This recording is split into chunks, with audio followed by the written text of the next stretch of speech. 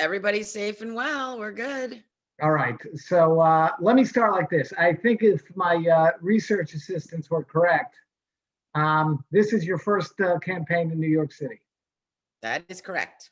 Why would the first campaign for Kathryn Garcia be for mayor of Gotham? Well, because I am the right person to lead at this moment in time. I have by far the most experience of anyone else in the race. And it is the job I want to do. This is not a stepping stone to something else. So one of the most common threads that I've seen and praise of you was that you're not afraid to tackle difficult projects. No.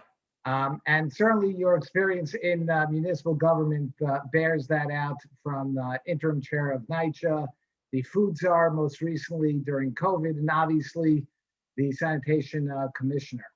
On day one, what would be the tasks that you would set out to accomplish? Well, I'm hoping my first task is not still distribution of the vaccine, because getting our health under control is critical. But we've got to reopen this economy. We need to get people back into employment in a safe way. But I believe that there are protocols that we can put in place to make sure that that happens, because small business and restaurants are really suffering at this moment. And overtaken by crime. What initiatives in particular would you seek to implement with regard to a reduction in crime? Well, we need to ensure that we maintain our patrol strength. We cannot see an uptick in crime. We cannot go back to the 70s and 80s when people felt unsafe on the street. We need to have police officers engaging with their communities so that they can build trust. And we do have to hold the bad apples accountable, but also celebrate the ones who are doing the right thing. But we know that there's data out there, particularly right now, on where crime is occurring. And that's where you've just got to dig in and look for the patterns. So that's a very relevant question that I have, and certainly for the readership of the Jewish press. Just before COVID last year, January 2020, in February, in particular with regard to New York City, but even in the general area, we had the Jersey City episode. There were rampant anti-Semitic attacks and attacks on Jews throughout New York City. Presently, we're seeing that with regard to the Asian community throughout the city. When these events occur, how can we target a response so that the public feels safe and they see that there's effective policing going on? We have to immediately deal with the situation of any anti-Semitism in the city of New York. But I would say we need to be a little bit more proactive. Any sign that there is an uptick means that we need to have police on the streets so that folks feel like they are protected. It is absolutely critical that people feel protected in their communities, and that we have an unwavering commitment to ensuring that's true. What can we do to fix and address that crisis and make it safe to walk the streets? We have to be compassionate with people who are suffering, often from mental illness, who are on our streets, but the street can't be the option. We have to have permanent housing for them with services. We know supportive housing works so that they can stabilize and get back on their feet, begin to pursue employment. That is important. We need a long-term solution rather than short-term band-aids of shelters. They're almost non-existent. Restaurants are still locked down. What pro-small business initiatives and programs or incentives can we look for from a Garcia administration going forward? Oh no, small businesses and restaurants are our lifeblood, and particularly restaurants are what differentiates us from any other city in the world. And that brings back all of the rest of the economy. And so we do need to make strategic investments in our restaurant community and in our small businesses and get them access to credit and forgivable capital. In terms of what a delivery? It's still very fluid on what that number could look like. One it- item of concern, I'm not sure whether you saw this recent report, is that specifically in the Borough Park zip code, 11219, is the single most populous zip code in the US for Amazon businesses. I And had no so, the question is, wouldn't a delivery charge, at least on the end users, that charge would serve to raise the cost of whatever product we're ordering from Amazon, from the most basic to the most luxurious. That cost is going to be passed on to the end consumer. And if it isn't, and it's paid off or it's charged to the business, that's going to hurt those businesses in that area code, in that zip code. How do we balance?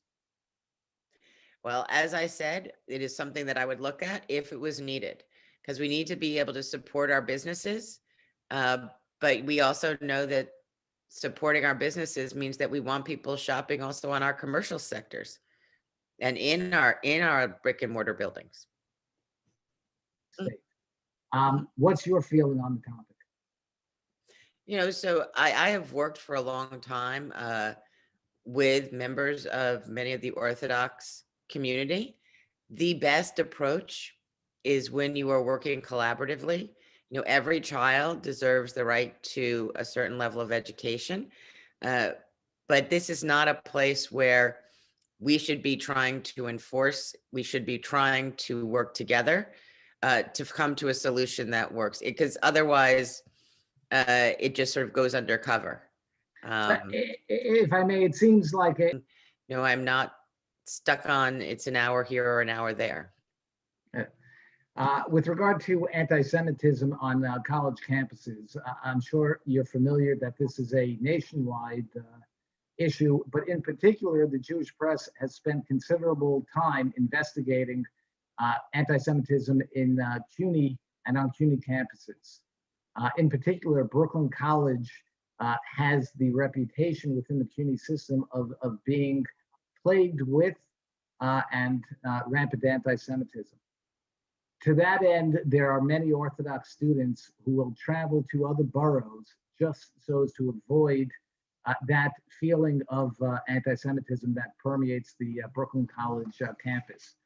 With regard to mayoral input into CUNY, what can we do to make sure that, one, that feeling is eliminated, and then two, to put into place safeguards to make sure that it doesn't continue to exist?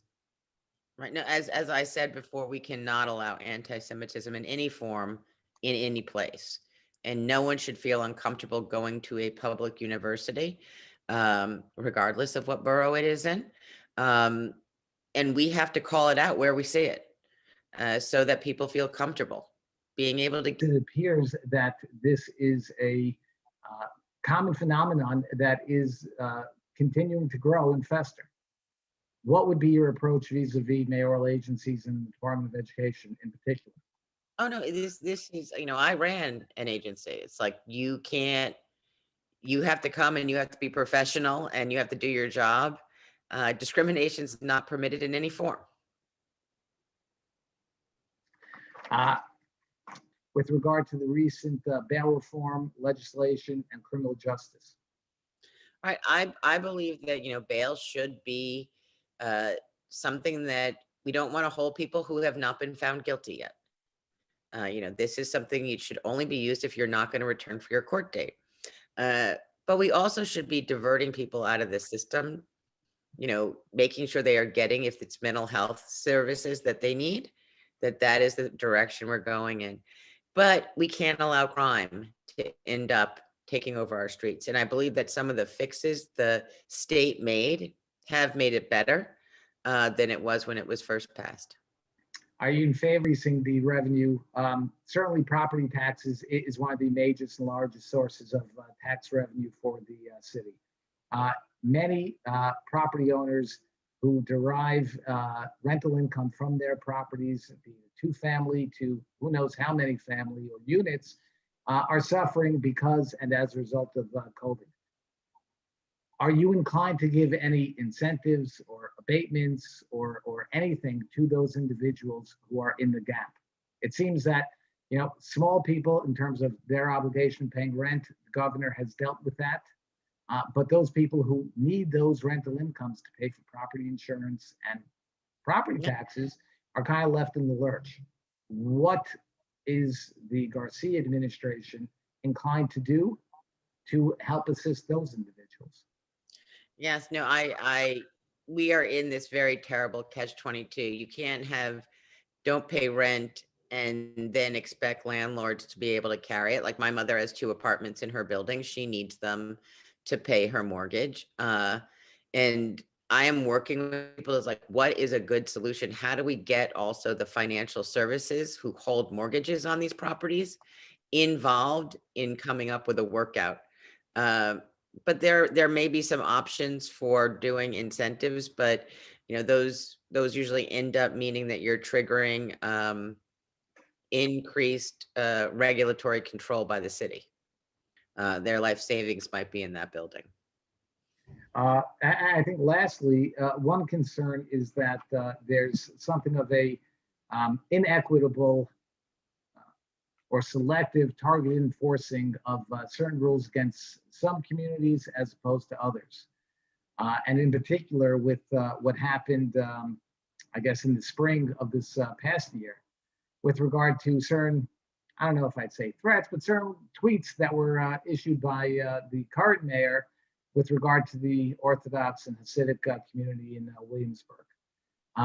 What is your feeling going forward in terms of addressing equality and equal enforcement across the city? Well, we have to have equal enforcement, and I was a little surprised by that tweet because this is another area where we should be working with people of faith, whether or not you're Orthodox or you're Catholic, to ensure that you can practice your faith in the safest possible way. Because it is actually central to many people's lives. And rather than being confrontational, we should have figured out together, how am I going to make sure you stay safe? I was like, does this mean we tent, half of Eastern Parkway? I don't know. But outdoor activities, obviously, were safer than indoor activities. So what are the ways that we could have worked together to make it so that everybody was safe from a public health perspective, but that people also got to practice their religion? That is, at the end of the day, the buck does stop here. Last, I'd like to give you the opportunity to at least address the viewership and the readers of the Jewish Press with whatever you'd like to convey to them. Whether it's a introduction, although I think anybody who's been living in the city for the past 15 years certainly knows who Kathryn Garcia is and appreciates everything, but vis-a-vis the campaign of the mayor. Yes, well, so you have known me for a long time in a certain role, but I have a real vision for where we need to take this city. And I know that I'm prepared on day one. I actually understand what the job of the mayor is, and it's not a stepping stone to any other career path for me. It's the job I want to do. And the vision is, how do we bring our city back? How do we rebuild our economy? How do we make sure that we have the services that we need? And you can't do that without safety, cleanliness, and education. And that's the focus that I have as we think about also making our long-term infrastructure investments.